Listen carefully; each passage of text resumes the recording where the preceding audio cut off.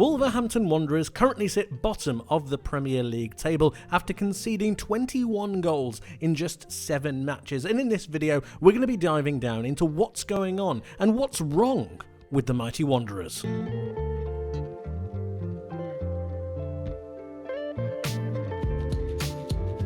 Things are not going well for Gary O'Neill and his boys. They're currently on track to be conceding 114 goals by the end of the Premier League campaign. And to put that into context, the closest to that was Sheffield United from last season, who conceded 104. So something needed to change. So I wanted to take a look at their season from last year in comparison to this one to try and find any variances. And what I found was actually quite strange. From an attacking point of view, Wolves actually aren't too different. They're scoring the same amount of goals per game, which is absolutely fine.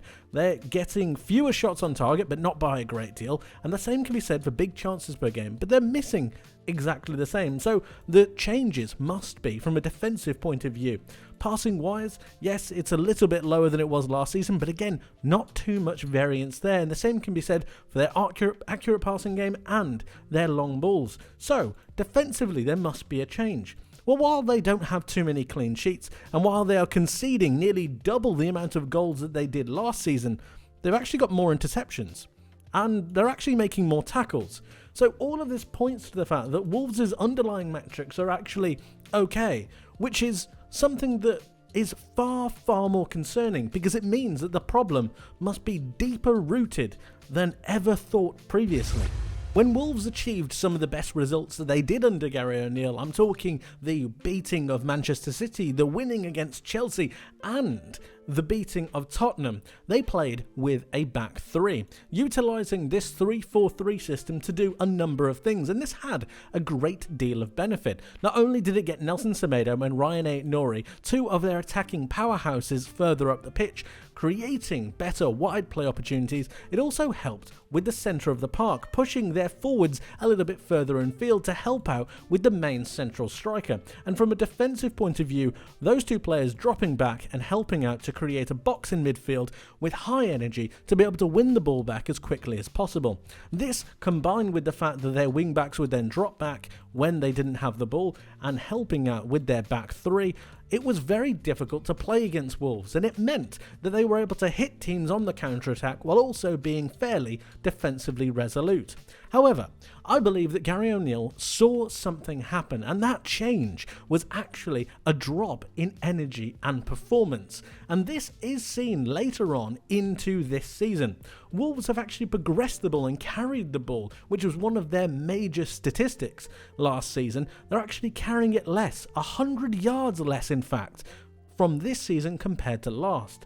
And when it comes to a defensive point of view, they're actually recovering loose balls a lot less, 10 fewer in fact than they were last season. So not only are they being less competitive arguably, but they're also not carrying the ball as much as they were previously. And that I believe meant that Gary O'Neill needed to change something.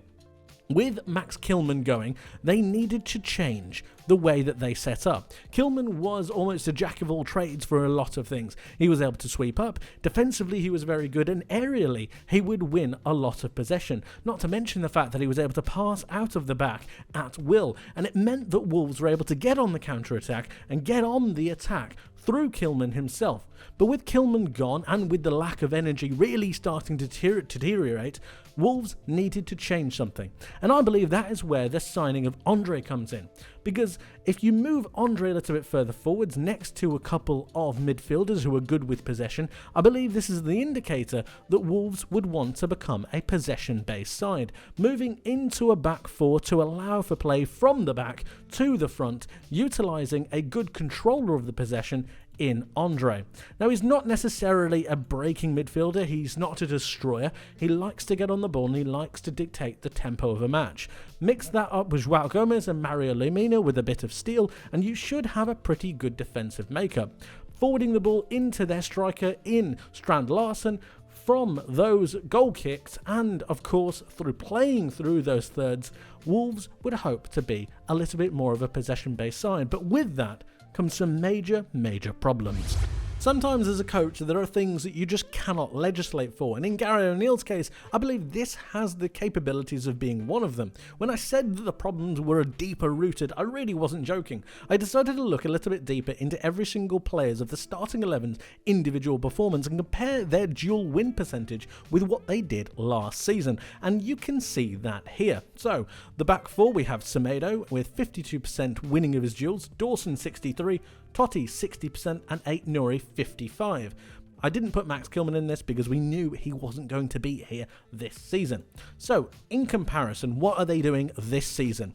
Well, Semedo has dropped to 45%, Dawson has improved, Totti is fairly improved, and Aït-Nouri has dropped down to 47%. Now this is a massive problem when you're playing in a back four, because of the fact that Aït-Nouri and Semedo aren't necessarily defensive-minded players anyway. The fact that they're dropping off to a certain extent is really, really concerning. Lemina has improved himself, but Andre, of course, as we know, has just arrived, but he's got a decent win rate of 68%. João Gomes is another major problem. A drop off to 41% of his total duels won is nowhere near good enough for a midfield three, and that is part of the problem and part of the reason why Wolves are so easy to play against. You can look towards the forward areas as well, but I wouldn't be too focused on that, because you want them to take risks, you want them to have a go, and sometimes that means you're going to lose out on certain duels. Yes, they're a little bit lower, 33% is nowhere near where you'd want it to be, but Matheus Cunha has proven that with his energy and with his dynamism, it's still okay. A major problem though is the aerial duel win rate, and in particular on the right back, the left back, centre midfield, and across the board through the front areas of the pitch. This is a major problem because Wolves' set-piece record isn't great. And when we think about the way that they want to play and the way they want to build up, you need to be strong. You need to be good in the challenge. And aerial duels are a huge part of this. So the fact that Andre has a 0% aerial duel win rate, João Gomes is 11%, that makes this midfield very easy to play against. Then you're looking from corners, Cunha with 13%, Strand Larsen with 40%. If you think about its height, it should be higher. Bellegarde with 9%. Aït-Nouri with 44%. Wolves are doing a lot of aerial heavy lifting with Dawson and Totti, and it's frankly not doing enough. Lemina is doing his work as well, but there are some major problems when it comes to aerial bouts that Wolves really need to change. And as I mentioned, set pieces, they're not great either. Wolves have conceded the highest amount of set pieces in the Premier League this season with 6. They've also conceded the second highest amount of goals from open play, so something is going wrong. But just to keep on the set piece point of view and to explain to you how bad that is, if we compare that to themselves last season, they conceded 10 last season. Look at this. 10 goals were conceded by them last season from set pieces. They've already conceded 60% of that. That's nowhere near good enough, and it's not a surprise that they've already let go their set piece coach that they brought in July. Something needed to change, and I'm not surprised that has, but a whole lot more needs to change as well. Let me try to explain how much of a deep issue this is, and we're going to do that by breaking down this goal that Chelsea scored against Wolves from a corner. So the ball gets whipped in from this Wolves left-hand side. It goes over towards the back post, but I want you to take a really good look at what's going on here. So you've got the Wolves players marking more or less zonally in this area, trying to defend the front post, but also trying to defend the Chelsea players who are currently running towards the centre of the goal. But look at him and look at him. Nicholas Jackson is currently making his way to the back post, and this is a major problem because nobody picks him up, and I do mean nobody. And as we move this on, we can see that he's just completely free. Look at that. It's absolutely maddening. And if I was Gary O'Neill, I would be going absolutely crazy. What are you doing here? You've got to be trying to mark these players. You've got to have an eye on them. You've got to make sure that you know what's going to go on. It just so happens the ball gets whipped through to the back post, which nobody anticipates, and Nicholas Jackson gets the freest of free headers to tap it into the net. Now, this would be okay, but it's at the start of the game and nobody switched on. I'm not surprised that the set-piece coach was let go because look at it. And it gets worse once I show you this. Because this is a corner that Wolves conceded from against Brentford. Yes, in the most recent match that they played against Brentford. The ball gets whipped in from Wolves' right-hand side. But we're going to take a look at what's going on in the box. Because do you notice any similarities? Anything? If you said that Ethan Pinnock is currently completely without a man marking him, you would be correct. Is that very similar to what happened with Nicholas Jackson at the back post? Yes, it is. And this is a major concern for the way that Wolves defend set pieces. It's okay to defend the front post. It's okay to try and make sure that you're marking the players in the middle. But you've got to make sure you're picking up a lot of the danger men. And Ethan Pinnock was definitely one of them. The ball gets whipped in towards the post, towards the back post. And I'm sure Thomas Frank and Brentford would have seen that Chelsea goal. And the fact that Wolves didn't adapt to it, but Brentford did, is a massive red flag. I cannot overstate that. I cannot. It's just incredible. Ethan Pinnock has a free header for ages, and it just so happens that Strand Larsen, who was currently marking another Brentford player, manages to try and get there, but he doesn't get there in time, and it's a free goal. It's criminal. Genuinely. It's absolutely criminal, and as I said, something has to change. But here's the problem. Here's the kicker. I think Wolves are absolutely stuck. I don't think they know what they want to be. I don't think they understand where they want to go. Do they want to be a defensive-based side and absorb pressure and then go on the counter-attack? Do they want to dominate the ball through Andre, Joao Gomez and Lemina? Do they want to try to be a hybrid of the two?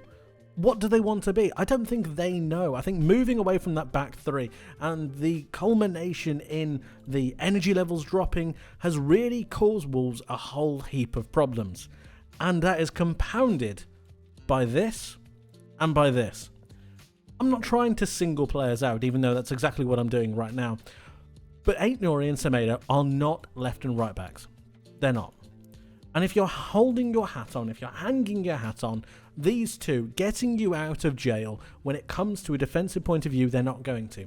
Aït-Nouri is a left wing back at best, and Nelson Semedo is exactly the same. The attacking output from these two is pretty good, especially from Aït-Nouri, who I think technically is one of the better players in the Premier League. But from a defensive point of view, they leave their areas vacant. I've seen Aït-Nouri just drift into midfield at times, and that's left acres of space out on this right-hand side. We'll talk about that in just a moment. But Semedo is too easily beaten. And if there was anything I would say about this Wolves side that's just appalling, is that they're too easy. They're an easy team to beat. You've got a lack of real physicality in the centre of the park, particularly through Andre and Joao Gomes when you're talking about those aerial duels. You've got Aït-Nouri who vacates his position far too easily and leaves too much space behind him. You've got Semedo who is not very good with 1v1 duels. If they want to play a higher line, Dawson isn't quick enough to be able to deal with it. And I'm not completely convinced that Totti is capable of playing in this kind of pressure and these kind of levels. And this might sound extremely harsh, but Wolves are currently bottom of the table, having conceded 21 goals in 7 games. So it is time to get harsh. Going forwards, the metrics are the same, and I think they're doing okay. They could do things better, but from a defensive point of view, it's appalling. And the real highlight for me are these two areas, the left back and the right back. Let me try and show you what I'm talking about. So this is in the game against Brentford. Aït-Nouri is about to try and take the ball down, and instead of headering the ball, he tries to chest it over towards Joao Gomez. Now, there are a number of problems that happen with this that lead to a Brentford attack, and we're going to try and break them down because it's quite alarming. So the chest back isn't hard enough, which means that Joao Gomez doesn't get to the ball. Instead of coming to the ball, he stands still, and Damsgaard, who was fantastic on the day, managed just to get ahead of Joao Gomez and then go on. But I want you to notice another thing. Him. Nelson Semedo, who is currently almost in line with Aït-Nouri. Now, one really alarming thing about this is that this is your left back and this is your right back. Almost, I'd say, 10 to 15 yards into the opposition's area of the pitch. That is incredible. And it leads to this. Because Brentford are able to break, look at the amount of space. Now, I'd ask you, where is Semedo going? Where is he going? To the point where Aït-Nouri and Semedo are nearly holding hands in the centre of the pitch. Now, this is borderline just mad. It is actually crazy, and I can't imagine that he's done it by himself. I can't, which means it must be an instruction. I don't know why it would be an instruction, but I can't imagine that he's just decided to go walkabout. So it must be part of their defensive setup when they're defending the transition. But it's just maddening to me, and it leaves them with a 2v2. And again, you're exposing Wolves as centre-backs on so many occasions. It's just crazy. And it just leads to so many different problems. We can see another moment. This is in the build-up to one of Chelsea's goals. And yet again, what have we got here? Now, one interesting thing is that this is Joao Gomez and this is Mario Lemina. This is your left back challenging this when he should be here. Now, this might seem just crazy, but I mean, we'll start to forget the fact that Doherty is not goal side against Neto, but it's just schoolboy stuff. And I can't imagine that Gary O'Neill isn't doing this. So it's just a little bit crazy. Perhaps he's instructed Aït-Nouri to go and help with the midfield transition, but it's just far too open. It's far too much, and there's no wonder why Wolves are conceding so many goals when so much space is being afforded to the opposition. Again, this continues, and Madueke managed to get a goal because Totti can't come across fast enough. And the most damning thing that I can say about all of this is that Aït-Nouri isn't anywhere near the penalty area. Think about that. He didn't win the duel, and he's on his side, in his area, and he didn't get anywhere near the penalty area. It needs to be talked at, it needs to be looked at, because it's nowhere near good enough. Let's go again. You've got Joao Gomez, who with the ball here. Now, forget about the fact that he gets dispossessed, which isn't good, don't get me wrong. You've got Lemina behind him. You've got Cunha, who's dropped to try and receive the ball. You've got Aït-Nouri cheating on this side. He's not goal side with his opponent, so if the ball did get taken by one of these 1, 2, 3, 4 Chelsea players, they're going to get in on goal. But he doesn't think about that, and that's kind of the concern that I'm trying to raise here. He thinks attacking first, defensive second. And while you might be able to score a couple of goals, you're going to concede 4 or 5. And we've seen this with Wolves this season. It's just, the balance isn't there, and they're not a balanced side at the minute. The ball gets lost, and as it gets transitioned over, Aït-Nouri, instead of following the run for the player that he's meant to be marking, tries to go close down the ball himself. Now, that is not restricted play. That is not reserved play. That is not composed play. You're not making the correct decision. And this is where I have some sympathy for Gary O'Neill, because the decisions that are being made on a regular basis at this point is not helping them whatsoever. I don't think the setup is good, and I don't think they should be picking these fullbacks in these particular areas anyway. But it's just not helping the cause, and eventually it's going to get worse, because the amount of space that's been afforded time after time again, every single team will exploit it. Every team, and it will get pretty bad and pretty bleak if it's not fixed and it's not changed. It's really concerning from a Wolves perspective. As I mentioned previously, I think Wolves are stuck. I think they're stuck between that defensive transitional based side that carried the ball forwards and a more possessional based unit. The imbalance from the left back and right back is only causing them problem after problem. And even though their attacking statistics haven't really been hurt by this, I believe later on down the line, if nothing's changed, it could get a whole lot worse. But of course, guys, let me know what you think in the comment section below. What do you make of this Wolves saga? And is Gary O'Neill the manager to get them out of it? Let me know your thoughts. I'd love to hear from you. Thank you ever so much for watching. I hope you learned something new, and I hope to see you in the next one. But until then, my friends, take care.